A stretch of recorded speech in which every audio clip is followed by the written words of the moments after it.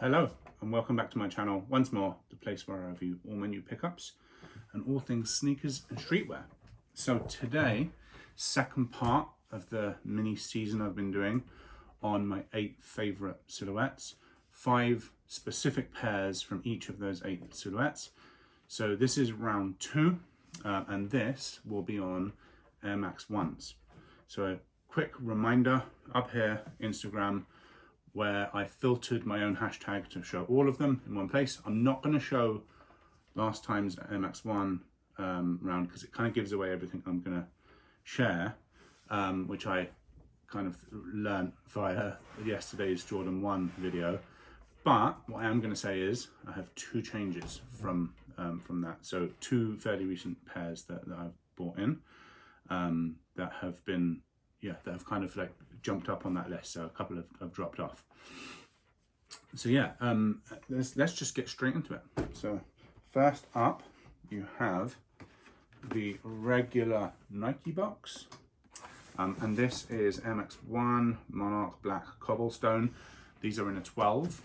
In hindsight, I probably could fit an 11.5. I'm kind of weird like that with MX 1s in that a lot of them I find I can fit an 11.5, and then sometimes I get them in an 11.5 and they're super tight and they take like 5 to 10 wears to feel normal again. But yeah, I'm going to hold them off to the side this time so I can do a better job of putting in pictures. So this is the MX 1 size, or size official as they're called on Instagram, What the Safari. An amazing pair. 2018, probably the best shape on a recent Air Max 1 that we have seen. You can see from the toe box, let me show this side again. You can see just the pointiness of the toe. They're perfectly made. They're covered in safari print, which is this like grey nubucky type material with all the kind of almost like moon crater in them. And then they have a really nice premium orangey or monarch mesh on the toe even. And yeah, they're just, I don't know, they're really, really nice. I always say that the only thing that lets this down is if it had the stitched tongue. So I'll put a picture up here of any of the OG pairs which have that stitched tongue, and they randomly do it and don't do it. Whenever it just ends like this, I always find there's a bit of a janky shape, which I'm not a huge fan of. But nevertheless, they're in the top 5 of all of the MX 1s that I own, so I'm not kind of complaining too much about that. Pretty typical outsole, just the 3 colours that you see, 4 colours, 3 colours that you see on the upper. But yeah, other than that, not a huge amount to say. It's just that really kind of glorified safari print for MX 1s that just, I don't know, it just looks amazing. It's like the elephant print of runners. And then you do have a spare pair of laces and this grey. I've never used them, I've always had white in there. Typically I go for white where it makes sense and there's white on the colorway. Cool. So that is the first one. And again, much like yesterday's video, I will be putting imagery up on either side of me wearing each pair. And I also, similar to that last video, this is not in any specific order. So up next, the first pair, which was new this year, here you have the 20-year celebratory Patta box. I have gone with an 11.5 in this. My sizing tips for these is they're almost it's a quarter size down, which I know is not very useful. If they did 11.75, that would be perfect for me. It's really getting into the nitty gritty of detail there, but the those size, what the Safari's quite loose at a 12. These are quite tight at an 11.5. So somewhere in the middle of the 2. Having said that, I've already worn these twice. After another 3 or 4 wears, they will kind of start to expand a little bit. It's just the thing with MX 1s, like they're not made of thick leather for the most part.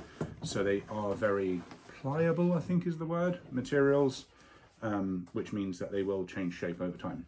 So again, off to the side, the Patta times Nike MX 1 in the Chlorophyll colorway.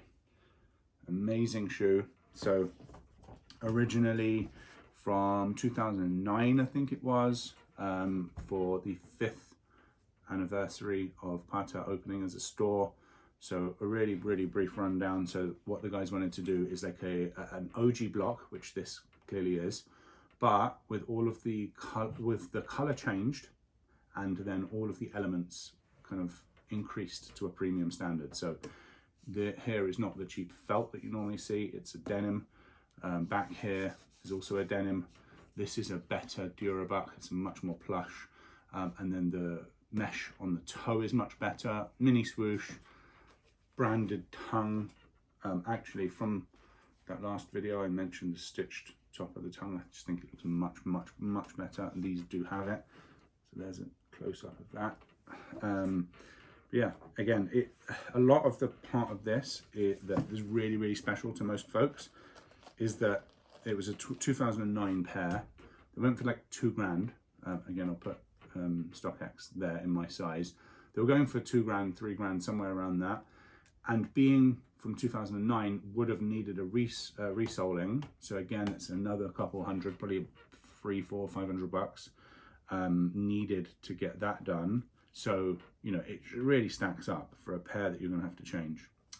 So this is for the 20th anniversary of Patta, so 15 years later. I'll put images up here of the midsoles, so I'm going to take them out and put them back in again. They are based on a €20 banknote, being a Dutch, I want to say, well, is it Senegal? I completely forget, but I will put some wording up here. It's definitely Holland or Netherlands, and then an African country where the guys from Patta are from. Either way, the European connection is there, and that's why it's a euro note, a €20 note. You can actually also see on the box it says 20, and if I kind of wiggle this around in the light, you can see there's every logo that Nike has used, I think, over the past 20 years, and they've incorporated all of them in there. Green laces, green spare laces, I would probably never put them in personally, but nice to have options. Yeah, and it does say 2004 to 2024 on the insole. It's that 20-year anniversary. Pair number 3. Special edition box. I love this box. I could argue that this is probably my favorite box. You can see the white on white Nike there. So I have gone with these in a 12. It's really irritating that this pair, 100% I could have got away with an 11.5. They are slightly big on foot. I can never seem to get it right with my Air Max ones. I either get them in 11.5 and they're too tight, or I get them in the 12 and they're too loose. This 2018 Parra Air Max 1. They don't actually have a name. They just called Air Max 1 Parra 2018. Like the other Parras, like the cherry wood and the God, what are the other ones? There's a bunch of them. Sorry, I'm drawing a blank, but they typically have a colorway name. This is just called Parra. So one of the really cool bits is obviously like the different colors and stuff on here, and that's all mimicked on the outsole. Again, the stitched tongue, and actually the back of the tongue also, it's almost like a candy store type of vibe.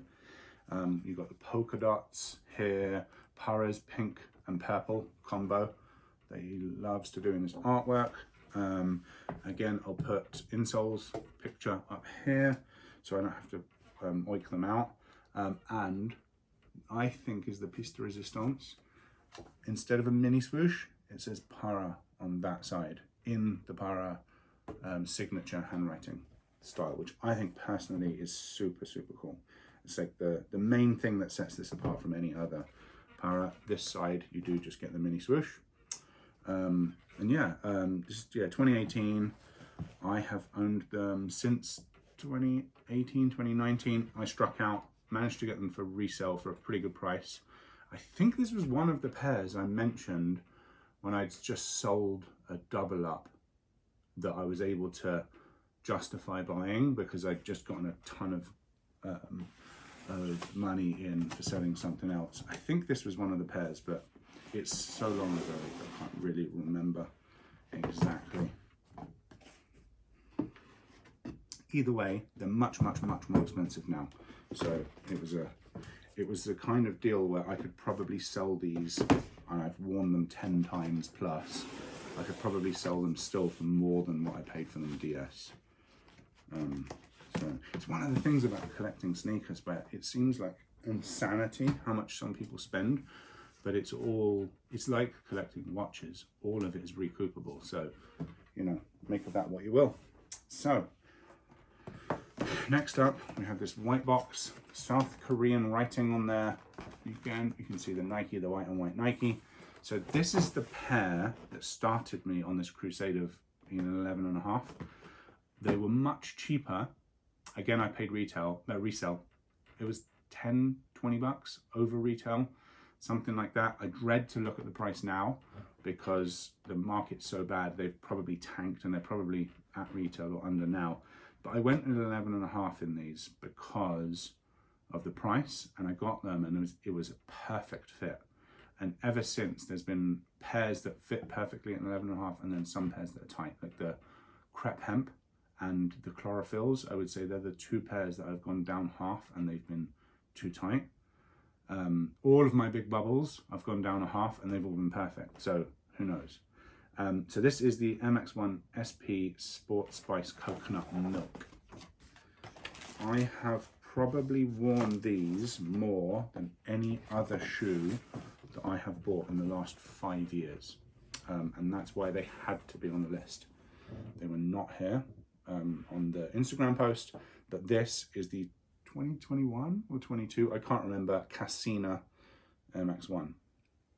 Absolutely stunning colorway. You may notice I have changed the laces. I absolutely hated these laces that came with it. They were too thick, they were semi-waxy, they looked like a creased shirt that someone's put in the dryer and then just put straight on and hasn't hung at all. I just really hated them. They were also too long, so the loops here were like instead of looping out to the edge of the lace, they were like looping down, which I hate. I just really disliked the laces, so I just changed them for some $5 creams off of Amazon. And then anytime I've needed to buy cream replacement laces, I've just gone and like clicked the rebuy button and just got the same ones. So again, piece de resistance, mini swoosh with this little Kasina flower.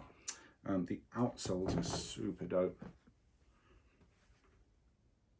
There is a grey version, I'll put a picture up here, which came in the same pack.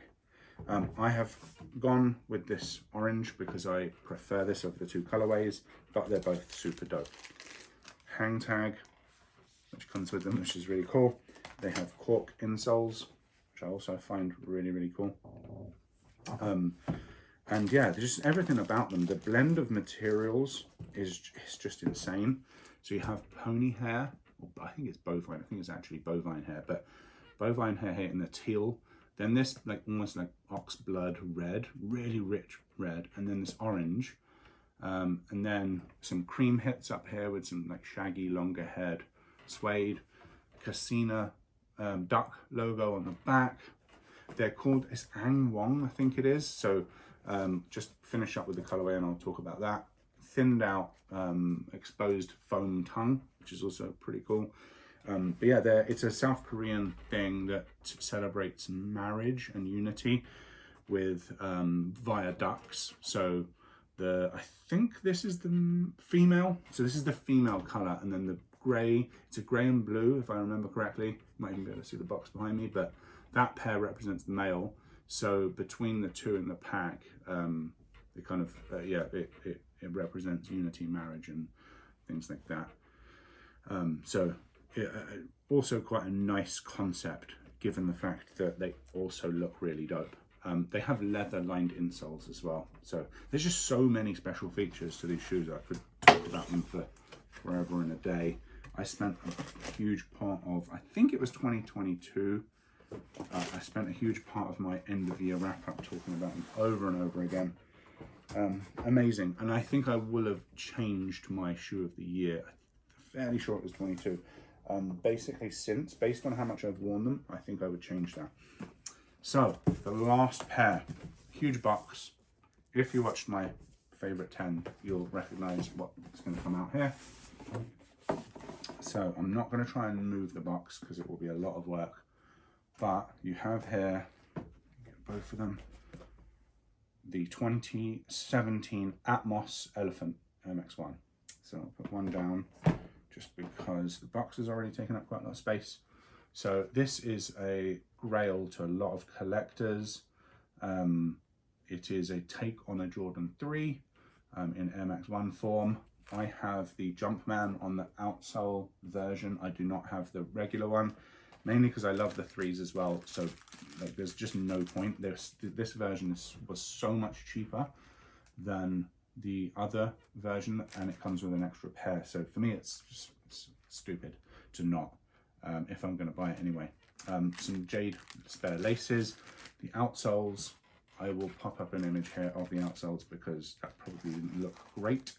But yeah, it's actually a very simple colorway when you look at it. I think it's more about the heritage and the fact that it was an older pair. Atmos has a huge name for Air Max 1s. And then for me personally, the elephant print is just like a huge thing. You know, anyone who's either subscribed to the channel or watched multiple of my videos will know that Jordan 3s are my favorite of all. So that having the elephant print on my second favorite Nike silhouette on the Air Max 1 is huge. I will say the shape on these is not great.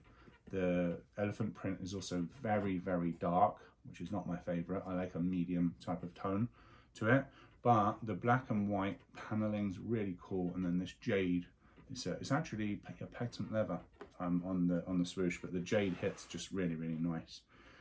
Yeah, much more simplified, and it's funny, the price of these versus the price of the Kasina that we just looked at, I actually think in hand that Kasina is a infinitely superior shoe. The mixture of materials, the mixture of colors, the shape, actually the shape of the Kasina out the box was dreadful, and I reshaped them. So I'll put an image up here of the before and after. There's actually a video on my channel that uses one of the pairs, I think it was the grey pair, to show how to do reshaping, and I'll put a link up here to that. So the shape out of the box was awful, but the shape I managed to get them to isn't really nice. This is not a malleable, again, hopefully I'm using the right word there, material. So actually reshaping this toe box is going to be very, very different. It would be like trying to reshape a pair of Jordan 3s, which would be difficult. So I have never bothered. But I would say on every single front, that Kasina pair is far superior. Shape now, materials, cut, much more inventive with the colors. But this pair, you know, has always had a huge place in most Air Max 1 collectors' hearts. And if it doesn't, it probably means you've managed to get a pair. Cool, so that is it for the 5 pairs. As I said before, I'm going to continue to do these, so we'll have another 6 left, and I'm going to try and do one a day. As I'm coming up to my Christmas PTO, I should have a lot more spare time. Obviously, some life stuff may come up, so bear with me if I don't drop one every day. Continuing to try to push my subscribed versus non-subscribed ratio for the better. So please subscribe if you do like seeing my videos. All it's going to mean is that it's easier for me to justify making more and more videos. So that will always help, and it's just one free click away. So that's good. Just the final thing before we wrap up, fit of the day here. So the Jordan 1 times Union LA black toe from 2018, I think they are. So I have on the black koala tee snap cargo pants. This LL Bean flannel, which is in Rob Roy tartan, just a simple like cream cotton on under t-shirt, and then a spell out Jumpman Jordan snapback, and I'm kind of going red and black as a theme here, red, black and white, as that's what the shoe has on it. So that is the fit of the day. Yeah, just another video I've really enjoyed making. Hopefully you've enjoyed watching it. That's it from me. Over and out.